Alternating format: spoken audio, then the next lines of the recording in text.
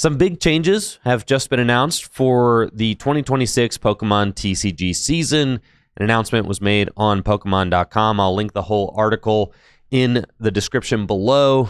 Some regional dates, international dates, and locations were all revealed, and I'm not just going to read the entire announcement. So if you want to read it yourself, the link will be in the description below, but there are some big talking points that I would like to discuss in this video. So let's get into it. Before I get to the yapping, I want to do a quick shout out to my channel sponsor, Dragon Shield. Dragon Shield makes the highest quality sleeves and accessories for your favorite tabletop games, like the Pokemon TCG. Not only are Dragon Shield sleeves dependable, they also come in a vast variety of colors to perfectly match your favorite deck. The latest additions to the Dragon Shield matte sleeve color roster are Amber and Amethyst. These new colors look amazing and complement each other really well, especially when paired with the new playmat with artwork by Ryo Kame. Head over to dragonshield.com today and check out their amazing selection of sleeves. You can use code TRICKYJIM at checkout for 5% off your total. Huge thank you to Dragon Shield for being a continued sponsor of the channel. One of the major complaints from competitive players for the 2025 season was that a Swiss round had been removed from major events, which made it really awkward to try and qualify for top 8. For instance, if you entered day 2 with a record of 6-2-1, you had zero chance of being able to make top 8, yet you were still allowed to compete in the second day of competition. And even if you entered day 2 with a record of like 7-2, you still probably weren't going to be able to make top 8. So that change was not super well received last year. However, they did add with that a pretty positive change, which was the asymmetrical top 8 cut. So any player that was tied with the 8th seed would have that extra round of Swiss to try and compete for a spot in top 8, which eliminated, feel bad bubbles. If you finished 9th place on resistance, you would actually get a chance to compete for top 8 instead of just being eliminated from the tournament right there. And as we can see here, they decided to add that extra round back in for the 2026 season. Now, tournaments have gotten really big, and the organized play program is trying to figure out how to make them logistically successful. This year, they're trying something different, and they are eliminating the +3 turns at the end of 50 minutes that you may have been accustomed to if you've been playing the Pokemon TCG at a regional or higher level for, I don't know, the last 10, 12 years or so. I mean, 50 minutes +3 has been a thing for a really long time. Essentially, you have 50 minutes to play a best of 3 series with your opponent, and then you get +3 turns at the end to decide the winner or the outcome of the game that you're currently playing. And Pokemon has announced that they are eliminating the +3 turns. Now it is 50 minutes +1. Well, they don't actually say that it's going to guaranteed be 50 minutes. They just say that there definitely will not be any more +3 turns. And logistically, I get that, right? Because players really pump the brakes and slow down when it gets to time called. And those final 3 turns can end up taking like 20, 30 minutes for thousands of players to compete. And as we kind of already know as a community, it is not very easy to complete 3 games of Pokemon in 50 minutes. Many players at these tournaments are actually butting up against the time limits and then having to go to +3 turns. And then once players do get to +3 turns, they slam on the brakes and slow down and really think through their plays. And then sometimes they have to discuss gentlemen's agreements that may have been made earlier in the round. And the whole process just takes a ton of time and it's a big mess. So I'm actually kind of stoked to see the +3 turns done away with because they just added a lot of bloat to these major events. I mean, at NAIC, it regularly took 45 minutes between rounds for the +3 turns to end and then for the next round to get paired, which is just way too much downtime at an event with thousands of people. The organized play program has now announced that they are doing just +1 turn with a 10-minute maximum time limit for that +1 turn to conclude. And that way they have a very predictable outcome at the end of round, like a very predictable end of round sequence, right? The round ends, time is called, there is turn 0 and turn 1, then the game ends, and you have a maximum of 10 minutes to resolve that turn 0 and that turn 1.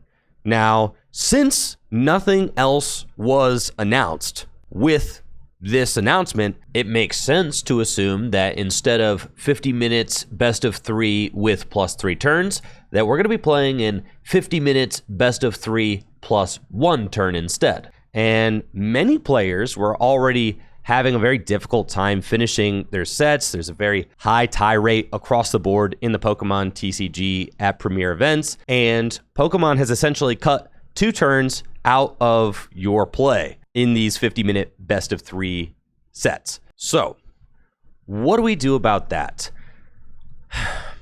In order to become a top player in the Pokemon TCG, you have to become a very proficient 50-minute best of 3 navigator. And that would be fine if it just meant playing within the time limit very well. But that's not all it is, because you also have to become very good at the negotiation process that happens at top tables at every major event.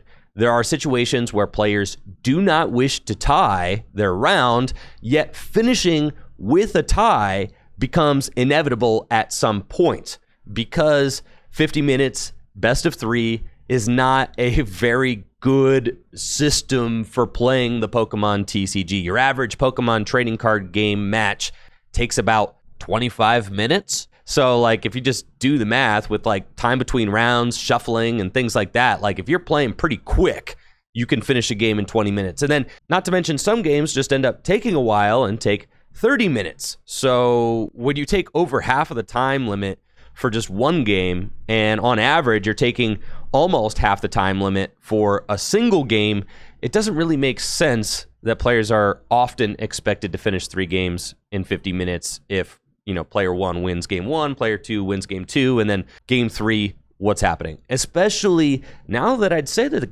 the game is kind of improving and there are really valid evolution strategies. There's valid stall strategies with Badoo and Maractus, Counter Catcher. I mean, there's some really nice, intricate gameplay going on.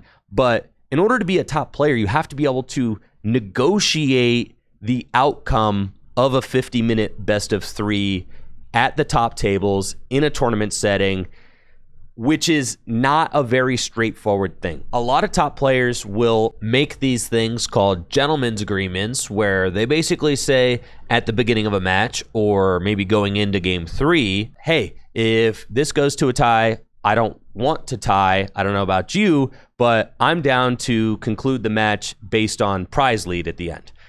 That's basically how I present the gentleman's agreement. Is I say like, hey, I don't think a tie does me any good in this situation. I would be down to decide the outcome of game 3 if it comes down to it on prize lead at the end when time is called. That's all you're legally within the rules allowed to do. You're not allowed to pressure your opponent to concede. You're not allowed to try to coerce your opponent into any sort of round outcome that they may not want. You're not allowed to really argue your case as to why your opponent should concede to you. You're not allowed to do any of that.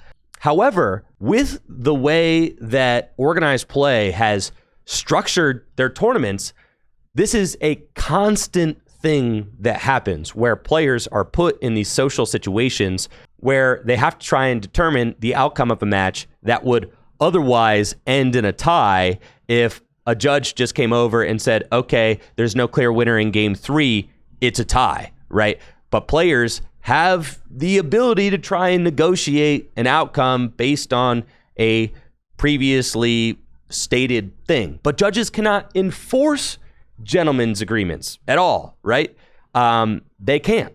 They can't say like, oh, well, you agreed to the gentleman's agreement, so like, player 1 wins. They can't do that. So it just turns into this kind of messy thing. In fact, I just commentated over a 5K event up in Menor, Ohio, the Rose Poke event with Jesse Parker this past weekend. And Jesse and I were commentating over a round, and it was this win and in round, and it was 50 minutes best of 3, and time had been called, and turns 1, 2, and 3 had been played. And right there in front of the judges, players started, like, they just kept playing into turn 4 to try and argue their case as to why they should be awarded the win in the match. And after using a couple of abilities, keep in mind, like, the third turn had ended. There is no fourth turn. Legally, there is no fourth turn. The game ends. But a player had just continued playing to try and argue their case that they should be the victor in the set.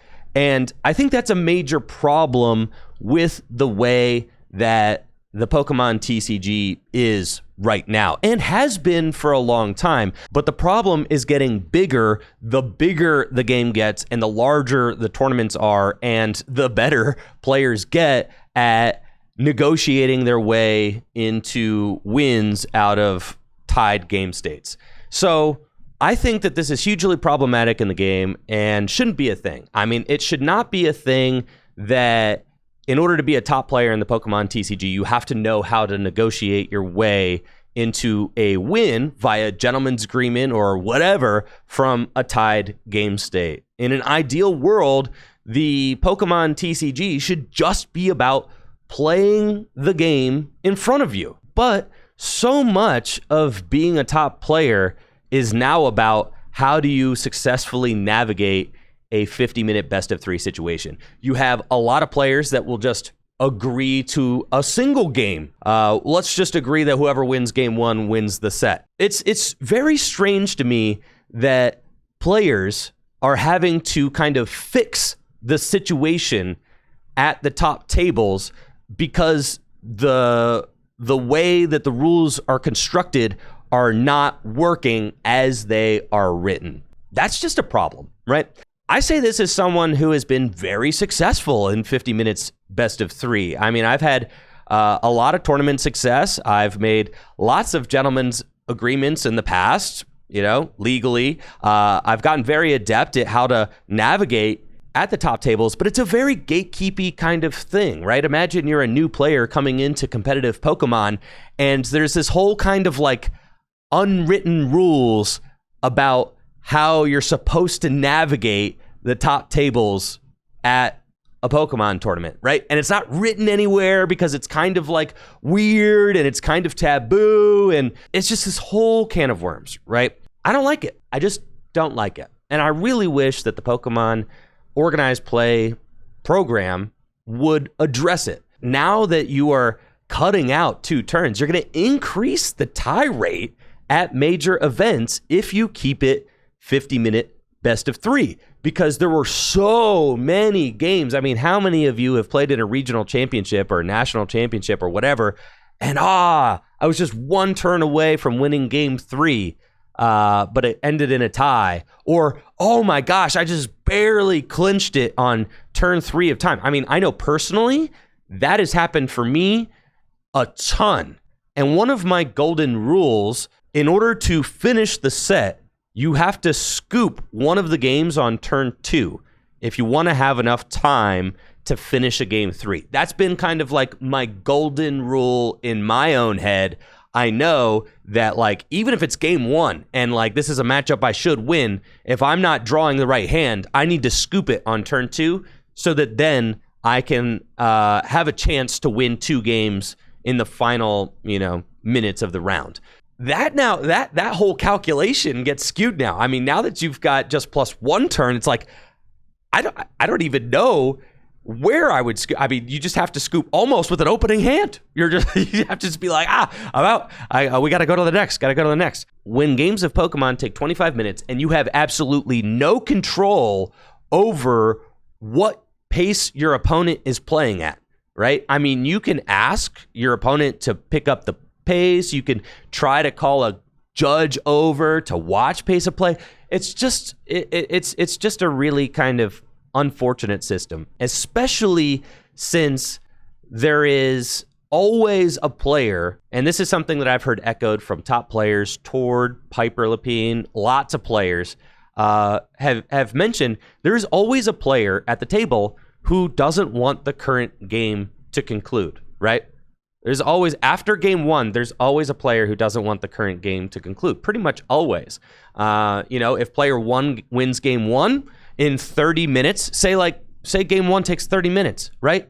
And you two both played at a pace that you deemed was agreeable, then all player one has to do is play at the same pace. There's gamesmanship involved, right? And it's not the fault of any player that is playing for the tie. I had it happen to me at multiple times at NAIC where I was absolutely demolishing game three, but my opponent is doing things like countercatcher, Badoo, Maractus, trying to force a tie because they know that all I have to do is make it to +3 turns and, make sure that I don't get the win and I lose and we tie, right? Even though I was like on my way to winning the set. So it's an issue.